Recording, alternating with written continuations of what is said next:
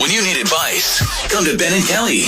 It's Group Therapy on 99.7 DJX. Carla wrote to us, hey, Ben and Kelly, here's my moral dilemma. My fiance and I just bought our first house together. Congratulations. We'd been looking for months, finally found our dream home, happened to be on the same street as one of my childhood friends. Nice.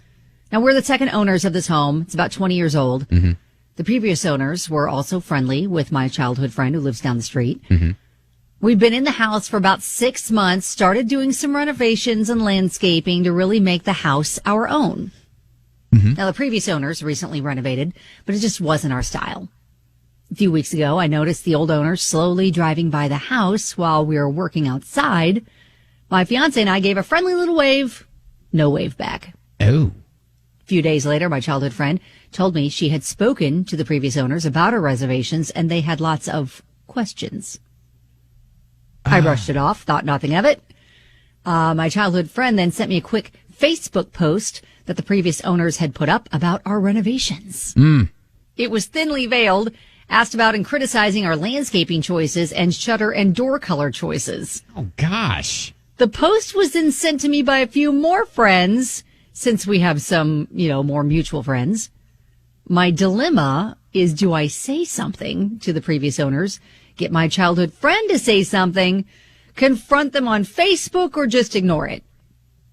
I get that it's hard to let go of a home that you built, but I don't really want them ruining our dream home and the new life my fiance and I are starting.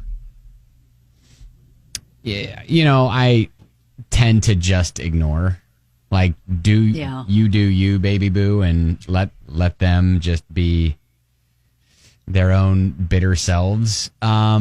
Yeah, you don't have a relationship with the owners. Yeah. So, it's not like they're family and you're changing a family member's house or anything like that. I mean, we've talked about that kind of a situation before, but you have absolutely no obligation to, it was not written in the contract that you're buying this only if you promise not to change it. I mean, there's nothing like that. So it's your home.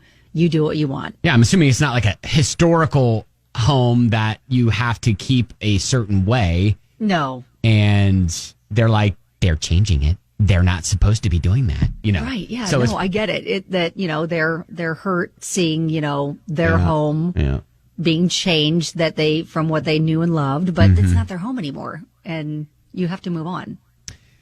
I mean, I think everybody's just kind of saying that. Like, I don't know. Let us know, especially if you were in this situation, how you handled it. And especially if it got some drama involved. I'll tell you one thing that really was really awesome about our situation is we changed out some light fixtures and ceiling fans. And the previous owner wanted to buy them back because she said that would make it feel a little bit more like home in her new place that she was building. Oh, there you go. It was just like the perfect solution. All right. 502-571-9970. A lot of people just saying, hey, look, just ignore it. Don't worry about it. Internet's the internet. You have a great house.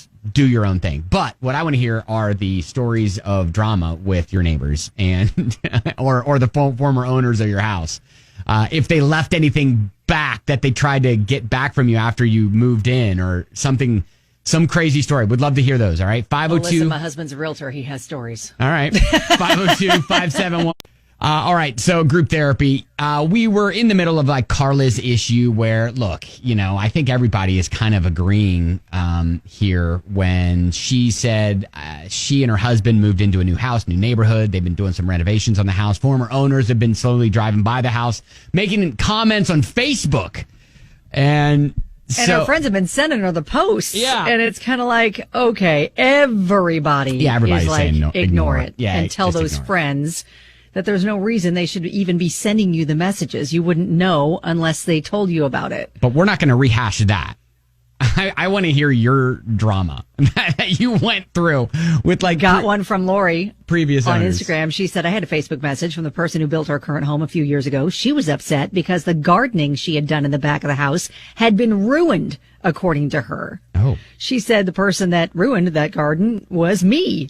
I am not a gardener. I hate gardening. There was no way I was going to keep up with all that. I had it ripped out. She didn't talk to me again. Oh LOL. my gosh. Anthony said 4 years ago, my in-laws had this issue with property they bought that has a horse barn. The original owner tried to come by multiple times in a 2-year span and tried to just get things. What helped us is we had a gate installed with a key code to enter that property, and then we politely asked the person not to come back. But that is, wow. They just stopped by. Hey, yeah, I forgot something again. Yeah, I'm just gonna go ahead and pick this up real quick. Yeah, I forgot that. Jenna said the only thing I got upset about was seeing someone replace vintage mahogany flooring with carpet and replacing the mahogany decorative door arches with square frames. They also replaced the marble shower with a plastic liner. They offered to help me redecorate when I got a house. I said no. I was like, do you know how much marble costs? Right. Yikes. Jennifer. So when we were signing our closing papers, everything was fine in the house. It was perfect. There were shelving units in our garage, metal and plastic shelving units that were supposed to come with the house. So the previous owner's son, while we were signing our documents, had went to the house and took all of the shelving units.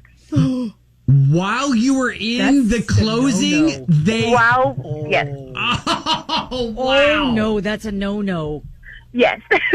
So what happened? Did you get them back or what happened? We did not. We decided to not fight the situation. They were shelving units. Yeah. There were like 4 or 5 of them, and they're probably $50 to $80 a piece. So we just said the heck with it and let them have it. Wow. Dang. That's bold. Yeah, like, during you're the not closing. supposed to do that. Yeah, for sure. Like, holy cow. All right. Dang. Well, some good stories there. If you want to continue talking about it, you can. Facebook at Ben and Kelly Show. It's up there for you. But yeah, I mean, I think Carla, as we all said, just ignore it.